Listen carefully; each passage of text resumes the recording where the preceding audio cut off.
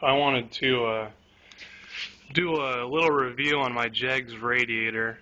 I got it for about $150 or so, and it's the Chevy style radiator, and this one in particular is the 24 by 19, and so far I've really been happy with this radiator. It's done me a lot of good. Before I installed it with my old radiator here, I had an electric fan on it and a mechanical fan, but they have the exact same surface area, but this one just cools so much better. And I would probably attribute a lot of that to the cross flow design and excuse me. See if we can get a light here.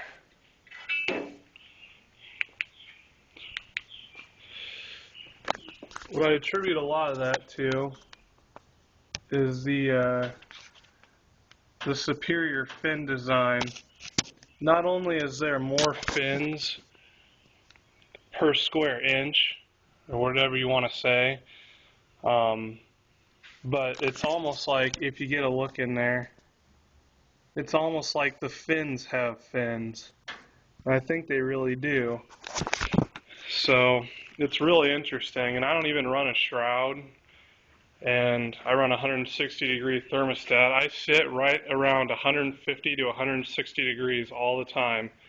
The highest I've ever got, I was sitting in a line of cars for 10-15 minutes. I got up to 170, and that's it. And this is an 11-to-1 compression 289, so with cast iron heads, so it gets hot. So anywho, and I'm only running a 1-to-1 pulley ratio, so that's pretty good. But just to compare here, get a look at the fins. There's a lot of fins in there, and it's pretty good. And also, I want to note how the construction of this radiator seems to be pretty good. I'm running over 12 pounds in there of pressure, and it's doing just fine with it. So the biggest thing I would say when you get it is I bought the mounts, not the whole mounting kit from JEGS, but just the mounts, and I made up my own mounts, as you can see here. And that's the biggest thing. You want to make sure you mount your radiator right, and mount it on the tank part right here. Because if you don't, the vibration will just fracture the core, and the cores, and or these tanks, they might fracture. You just don't know. You want to make sure you have it mounted down and solid and real good, where it isn't going to hop all around there, and no metal on metal. You don't want any of that. So I utilize, like I said, JEGS mounts. You can kind of see the end of it sticking out here. I haven't decided to cut it off yet. I might, but I probably won't. So, and then I have them on the bottom too. You just can't see them. But anyway, just to compare the fins, we'll get a look here. And obviously there's a lot of fins. Now my old radiator here, which is a vintage 60s radiator, you can see that there's not near as many fins, and it showed. It really did not cool worth a darn. You know, I'd sit at 150 for about 10 minutes of drive, and then start climbing.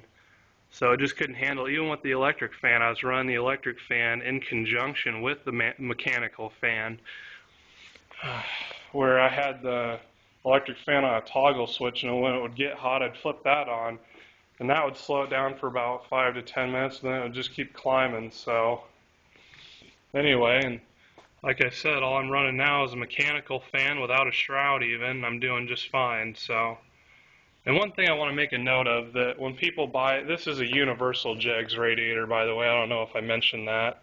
One thing I want to mention is, you know, your hose mounts will be in different places. Now this is one of those Gates flexible radiator hoses, So that's what I'm running there. That's the only way I could get up into here. And then this is a radiator hose off of like a Honda Civic or something. It's some Honda hose, but it cleared my fan just fine, so I was happy with it. But that's one thing I want to warn people. You know, I didn't think of that. I got this all mounted down, and I thought, ah, crap.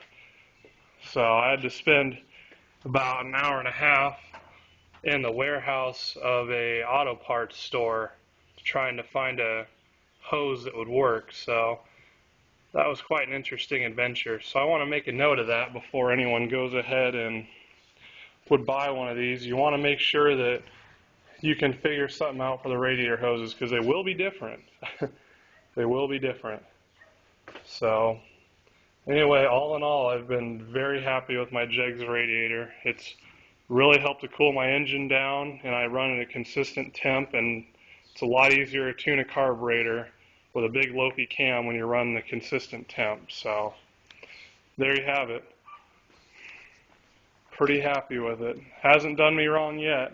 And $150, you just can't go wrong.